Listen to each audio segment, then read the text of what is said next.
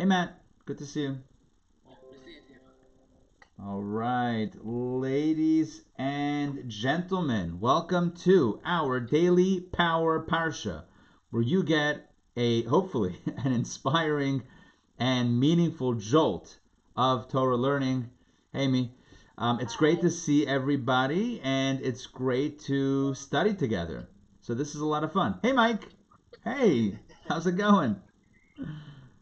All right, fantastic.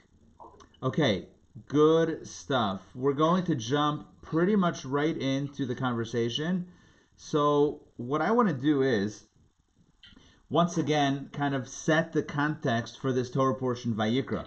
Vayikra is all, Leviticus is all about the offerings. It's all about the sacrifices, especially the first Torah reading, the first Torah portion of the book of Leviticus, the book of Vayikra. So in this session, we're going to explore the Torah reading specific section that is allocated for today, for Wednesday, which is the fourth reading of the Torah portion. And I want to share with you three insights. They're all going to be about the offerings and the sacrifices, but hopefully it'll be good. Oh, by the way, Mike and Amy, you can rotate your screen if you want. You can do it because my kids do it all the time. They're able to put themselves upside down, so I know there's a way to rotate the screen where it works out. Okay, I'm going to share my screen in the meantime, and I'm going to share the screen so that you and I can study the portion, today's Torah, together. Okay, so this is, as you see at the top, Torah reading for Vayikra. This is the book of Leviticus, the Torah portion of Vayikra. This is the fourth reading, and this is the beginning of Leviticus chapter 3. So, up until now, the Torah's been talking about the Olah, which is the burnt offering. Olah! No, the burnt offering, which is called the Karban Olah. Now, that offering was completely consumed in its entirety on the altar. In Leviticus chapter 3, we're introduced to a new type of Karban, a new type of offering, which is called the Shlomim, the peace offering. In fact, if you want to see the Hebrew word Shlomim, take a look right here on the Hebrew side that I just highlighted. In Zevach Shlomim, so we have the Shlomim offering. Now, what does Shalom mean in Hebrew? Shalom, of course, means peace, right? So the Karban Shlomim is the sacrifice that is called the peace offering. Why is it the peace offering? Rashi says immediately two reasons. Number one, because it brought peace to the world. And number two, because the peace offering, everyone benefited from it. The one who brought the sacrifice got to eat it. The Kohen got to eat it as part of it. And the altar, some of it was burnt on the altar, i.e. Delivered to God, so to speak. So all three parties had a portion.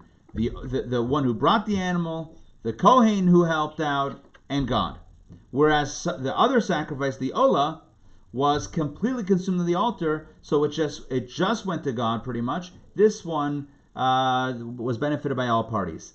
I need to point out that the Karban Shlomim, the peace offering here, as well as the first offering from the first two chapters of Leviticus, so those offerings are called voluntary offerings. They're not mandatory offerings. There were certain offerings that were mandatory. For example, if someone committed a sin, so there's a mitzvah, there's an obligation to bring a sin offering. If someone makes a mistake, an inadvertent sin, so then there's another offering. There are holiday offerings. So every holiday that comes around has its set of offerings. Every day there was an obligatory offering. On Shabbat there was an additional offering called a Musaf. So there are many, many offerings that are obligatory. Torah says you have to bring them either every day, or every week, or every holiday, or under certain such and such conditions. But the opening offerings that are discussed in the book of Leviticus are voluntary offerings. These are not mandated by the law. There's nothing that triggers these offerings, whether it's the burnt offering or the peace offering. The only determining factor in these offerings is a person who wishes to bring the offering. If you want to bring an offering to Hashem, to God, this is what you should do. This animal, that animal, this style, that style, etc. These are voluntary offerings. And the question is asked, why does the Torah's discussion of the sacrifices begins specifically with the voluntary offerings and not with the obligatory offerings. And I want to put the question to all y'all. Why do you think, and not obligatory offerings? What do you think? There's no wrong answer. But I have the right answer. No, I'm kidding. No, there's no... Anyone want to take a guess? But is there something maybe more holy about doing it on your own free will versus being obliged to do something? I like it. Yeah, I'll tell you what the Rebbe says along these lines. There is an advantage to voluntary over obligatory. What's the advantage?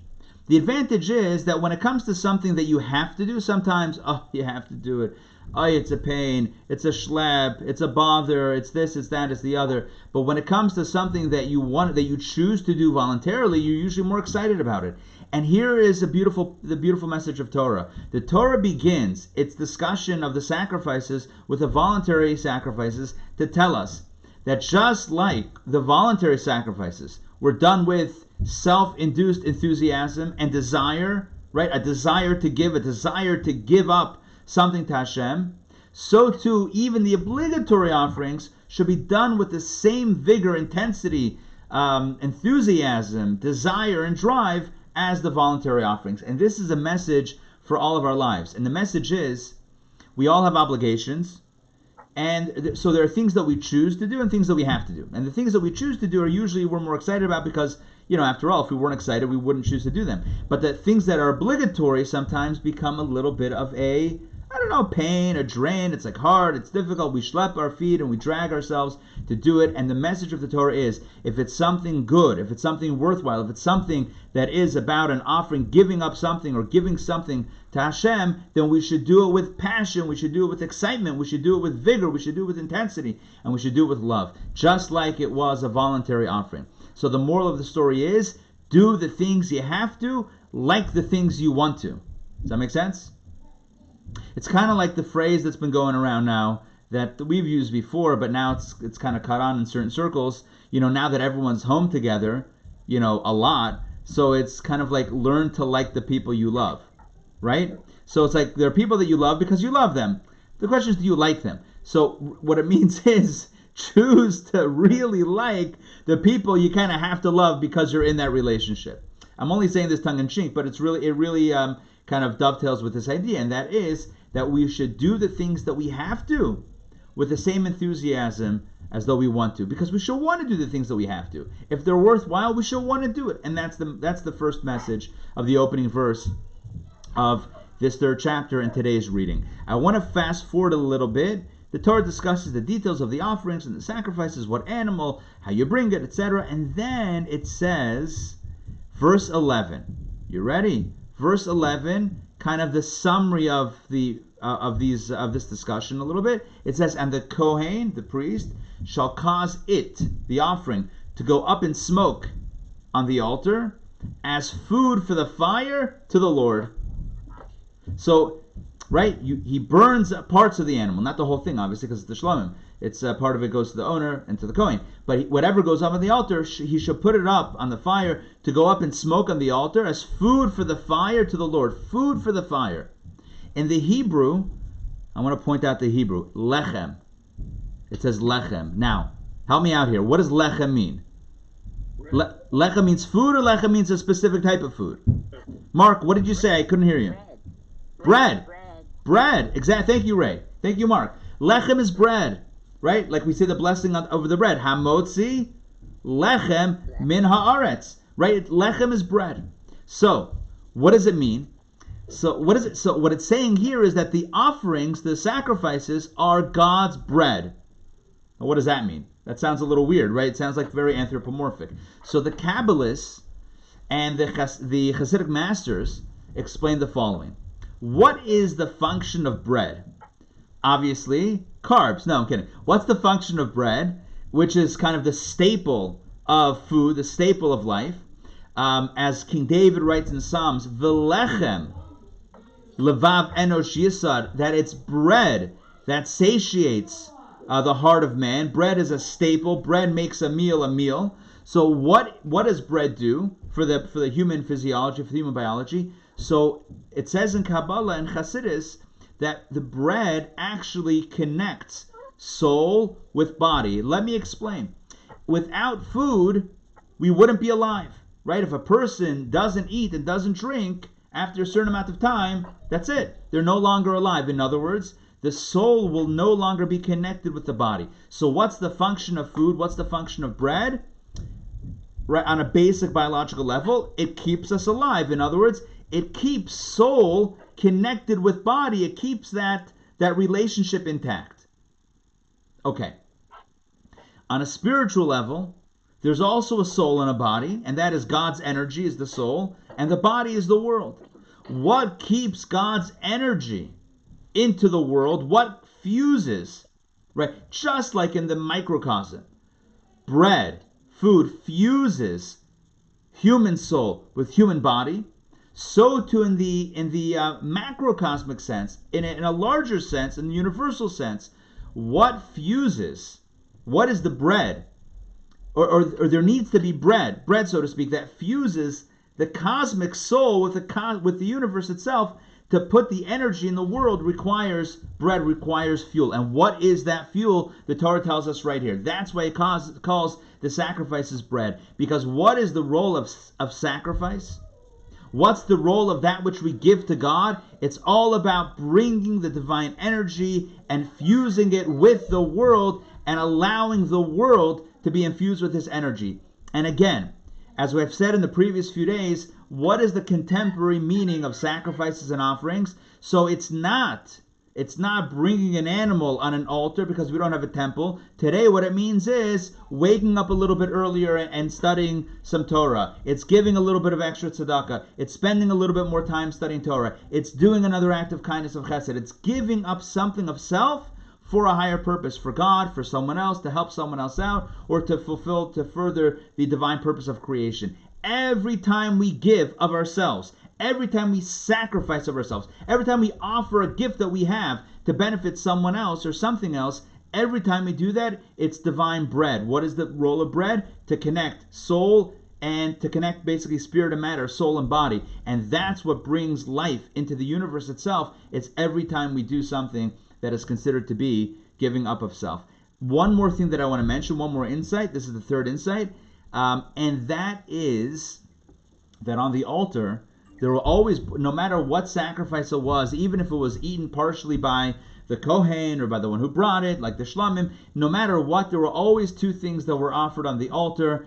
Number one, the fats, certain fats, and number two, the blood. Blood and fats, the fats were called chelev.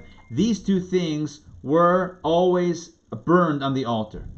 And as it says in the deeper teachings of Torah, what is the message? What is the deeper meaning of the fats and the blood? So let's start with blood. Blood is passion and fat is pleasure.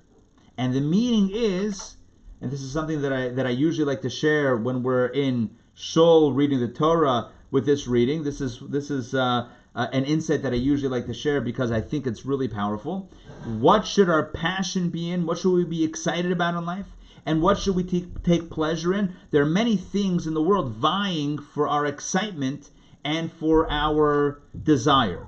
And the truth is, the Torah is teaching us that primarily our passion and pleasure should be directed toward higher things, to something higher. As I said before, to giving of ourselves to something greater. So really this connects with the first insight, and that is, just like the who's voluntarily doing it is doing so because they're excited to do it, so too the things that we do in the realm of holiness, they should always be filled with the blood, with the passion, and with the fat, with the pleasure. So that's my blessing and my wish for all of us, that we should continue to stay positive. We should continue to look out for each other. We should continue to uplift each other. We should continue to do Torah and mitzvot and as many good deeds as possible with pleasure, with passion, with appreciation. We should always remember, Ashreinu Matoiv Chalkenu, how lucky we are to have Torah as our guide, to have mitzvot as our guide, to give us a template for good living. All right, that's it for today. Thank you for joining me for the Daily Power Parsha. I hope you're inspired. I hope that